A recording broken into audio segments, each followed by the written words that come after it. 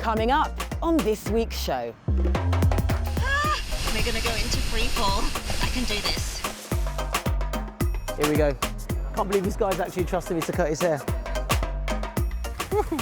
Grab the tail. Oh, and we're away! This is one of the craziest things I've done in my entire life.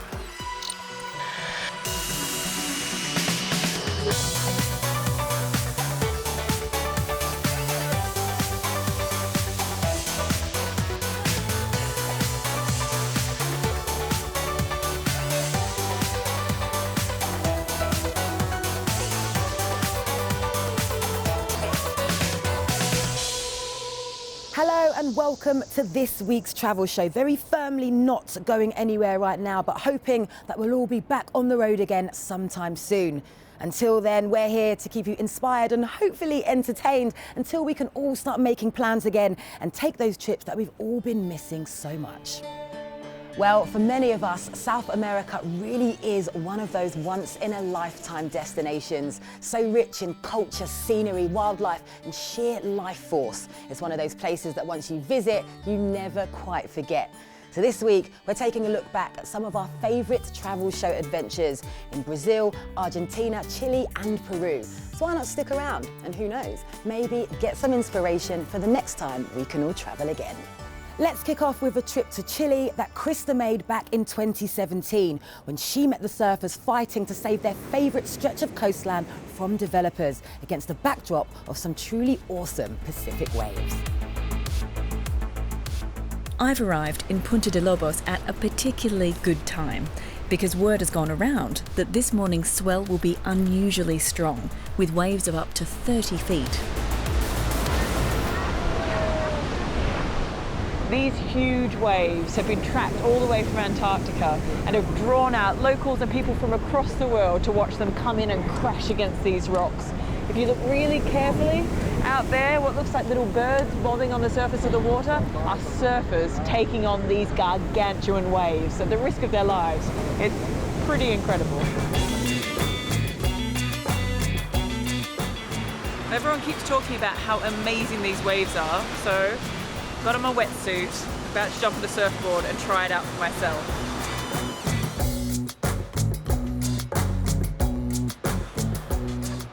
My teacher is Chacha, a local who introduces novices to the art of surfing every day. I suspect, however, that he's used to rather more coordinated students. Looking.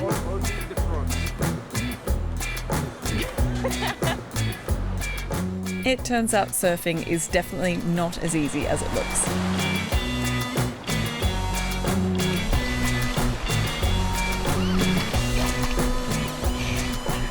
I got whacked in the face with about 10 waves in a row, so I've swallowed most of that water, I think.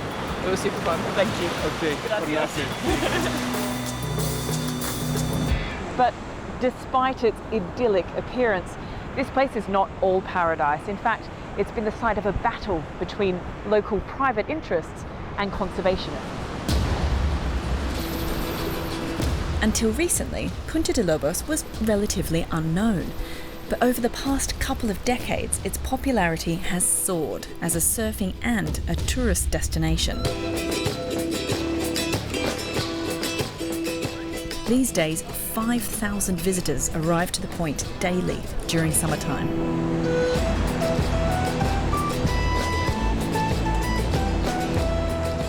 Perhaps not surprisingly, this has attracted developers keen to capitalise on the area's newfound popularity.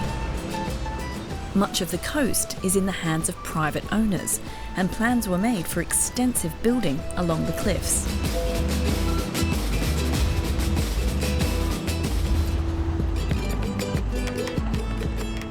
Matthias is the director of the Punta De Lobos Foundation, a non-profit organisation created among locals to fight the development plans.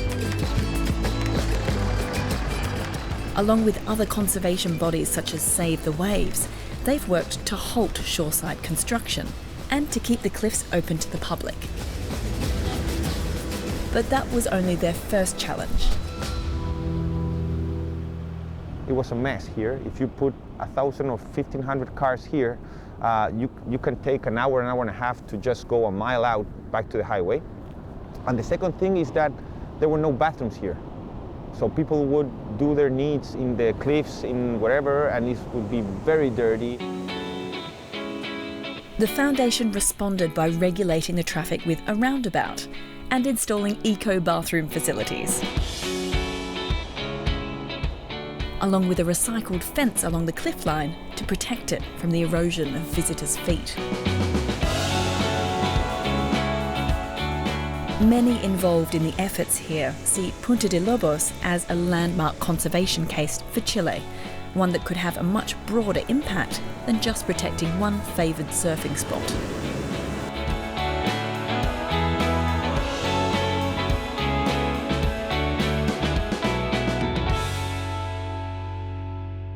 Krista in Chile back in 2017. And I'm pleased to say that the campaign to protect the Punta De Lobos is still going strong.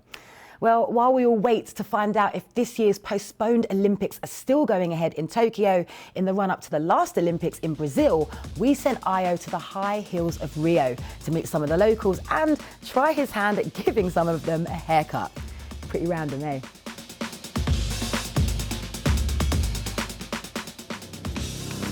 Here's the gate of heaven. Okay, we got in the place.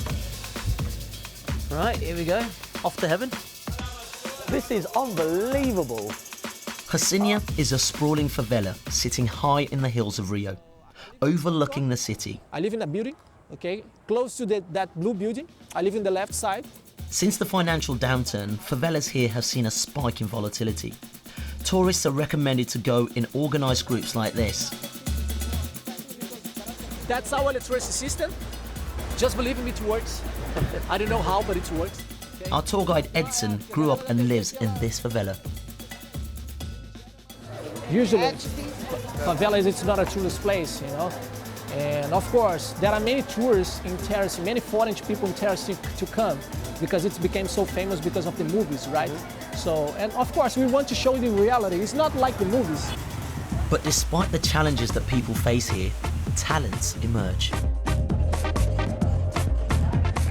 This is the battle of the barbers. This is a classic barbers competition. 20 minutes to do the best haircut. It's really tense.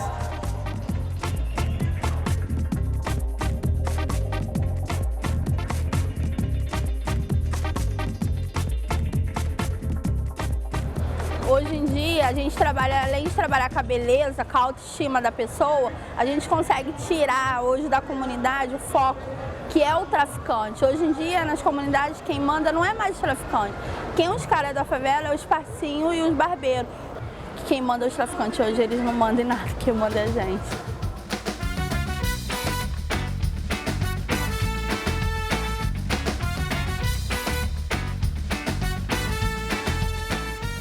The competition happens in two parts, one for the best cut and the other for more artistic creations. Can't believe this guy's actually trusted me to cut his hair. Here we go. Right. Like this? Like that? Leo, before you were a barber, what was your life like? Antes de eu virar barbeiro, eu tinha uma vida muito corrida. Eu me envolvia geralmente o que o povo diz aqui no Brasil é tráfico de droga. Me envolvi com isso, cheguei a ser preso, me envolvi com muitas coisas erradas, mas hoje, graças a Deus, eu me livrei disso e estou no caminho certo, que é o caminho do barbeiro. 3, 2, 1, there we go. Clearly a natural, eh? No, Leo, thank you very much. Obrigado.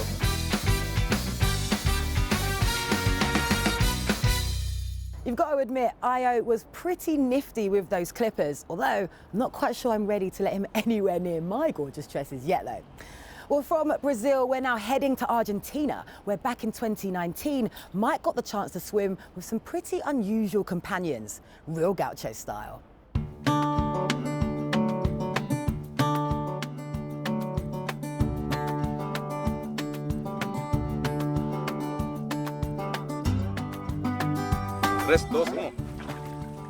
Woo! Okay. Different experience though to saddle on. Let me tell you that right now.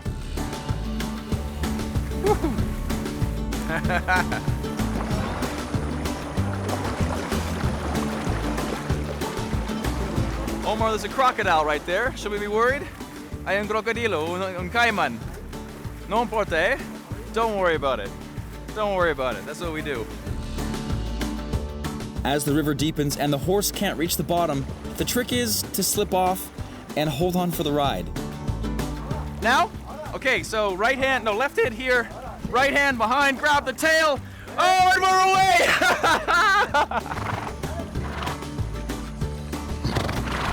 This is one of the craziest things I've done in my entire life. The water doesn't taste very good, and there's miscellaneous things, some slimy, some spiky, rubbing against most of my body. Almost having my arm attached like a moving train. They're strong animals, even in the water.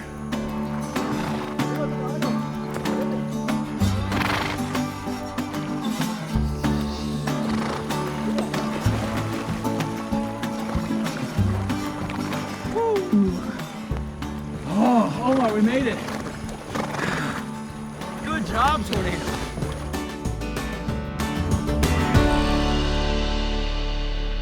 What a truly amazing experience. Well, unless you're afraid of crocodiles and water, I guess.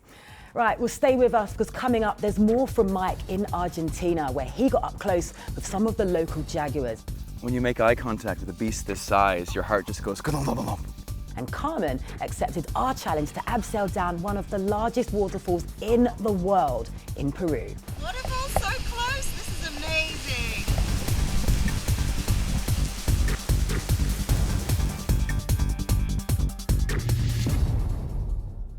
Well, more from Mike again now in this look back at some of our favourite travel show adventures in South America. And here's the time that he came face to face with one of the most beautiful and the most dangerous animals on the continent during that visit to the Ibera wetlands in Argentina.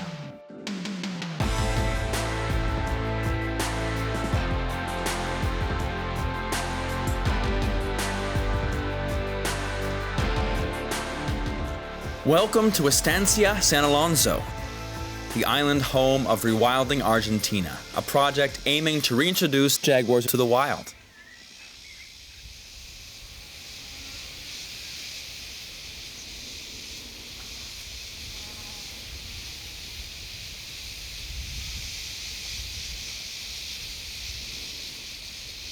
Oh my... Guys, this is... When you make eye contact with a beast this size, your heart just goes... She's Isa. She's a Brazilian panther or jaguar. She's about 6 years old. Yeah, she's quite young. And how will the wetlands benefit from introducing this beautiful animal? Well, these animals were part of this ecosystem. They have been here for hundreds and thousands of years. They disappeared from the wetlands, and now this ecosystem is lacking from this top predator.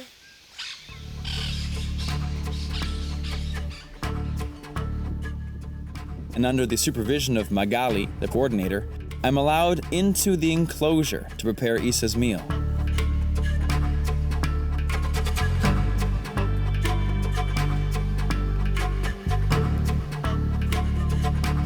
Okay, we've got one hanging fish. We've got one piece of mystery meat. Ready to go? Okay. She looks a little annoyed. Normally, I don't think food arrives this late.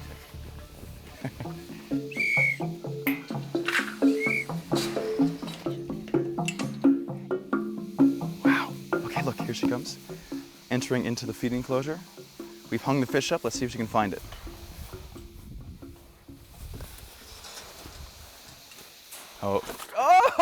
Oh! That's a predator, ladies and gentlemen. Wow. And breakfast is served. So Talia, this jaguar is not going to be put back in the wild. No, she was donated to our project as a breeder. These animals that come from captivity, they cannot be released. As you saw, they relate humans with food. So if they lived free and saw a human, they would go directly to ask for food, and that's not what we want. Talia hopes Isa will breed with their other captive jaguar, a reclusive male called Nahuel. Nearby, 2 cubs born to another female are being prepared for release. and I'm going to ask a question that I'm sure everyone at home, including myself, wants to know the answer to. Can we see a baby jaguar? No, I'm sorry to tell you, we won't see one. But there are some here. Yes, they are just right behind us. But they are in another special enclosure where you will see some black meshes, so they cannot see people. They don't relate people with food, but we can see them with the cameras.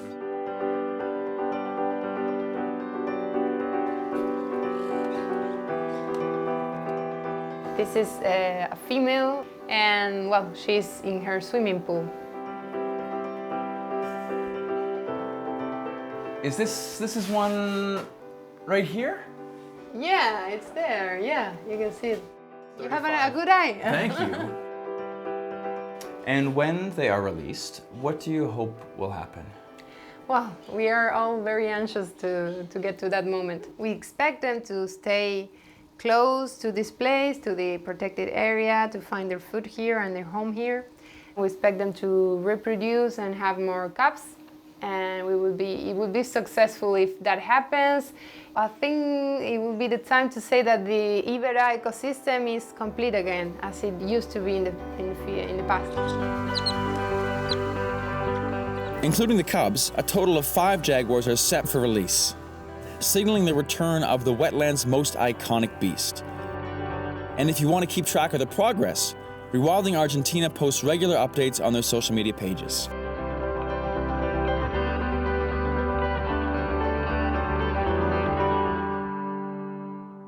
Mike there in Argentina. Well, we were desperate to find out whether they managed to release those beautiful baby jaguars despite such a difficult year. And I'm pleased to say, it's good news. So this year in January, we could release the first jaguars in Iberá. It's a Marigua, a female, along with her 2 cubs. The release was a very exciting moment for the team. It's been a moment that we have been waiting for a lot of years. We couldn't imagine how the moment would be, and it was even better than the way we would imagine it. And in the coming months, we will also release another female with her 2 cubs. And also we're expecting 2 other females to get pregnant, to give birth, and also to be released in the coming months with their cubs. We hopefully will have jaguars easy to be seen in a few years, but so far this kind of thing of people knowing that they could eventually see jaguars in this place, we hope this will bring more tourists to the area as well.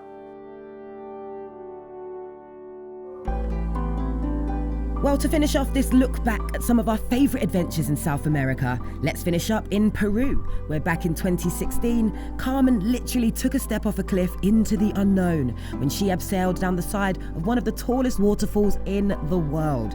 And seriously, 5 years on, there are still parts of this film that I just can't watch. It looked absolutely terrifying.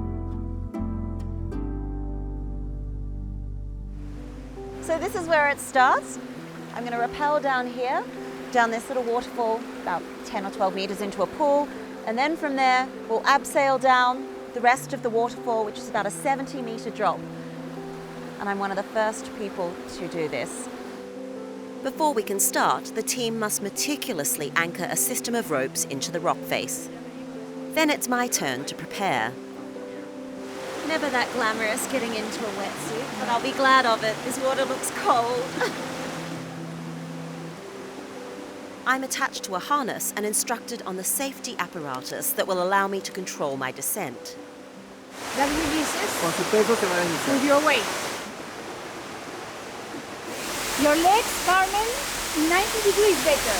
Okay. Hold it but lean backwards. Taking off is terrifying. I put my feet against the wall and slowly inch down to the pool.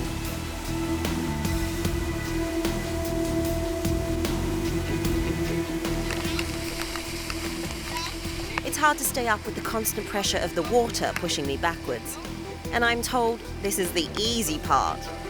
Okay. We reach the tiny ledge overlooking the last 70 meters and prepare for our descent. What is here? Oh my God, it's amazing!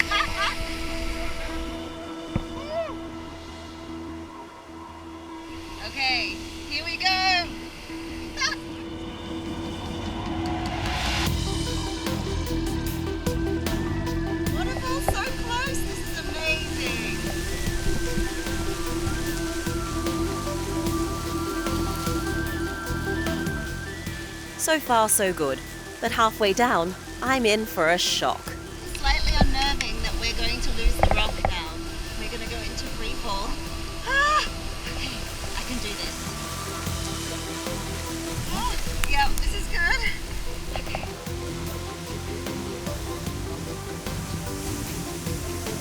Without the rock face, I'm literally hanging. It's hard work on my hand. Basically, this rope is holding my body weight. I'm having to release the rope to get me down. This way of coming down is faster and scarier than before, but a lot more exciting.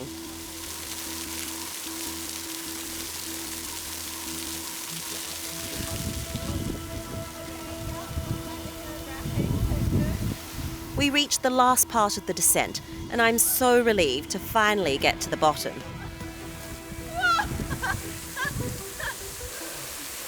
I know it's crazy. I didn't expect quite so much water. Oh, that was amazing. What a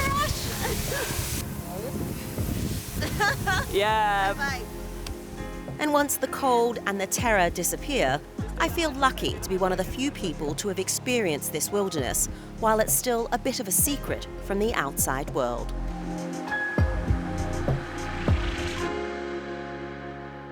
Carmen enjoying those absolutely amazing views over the Peruvian Amazon back in 2016.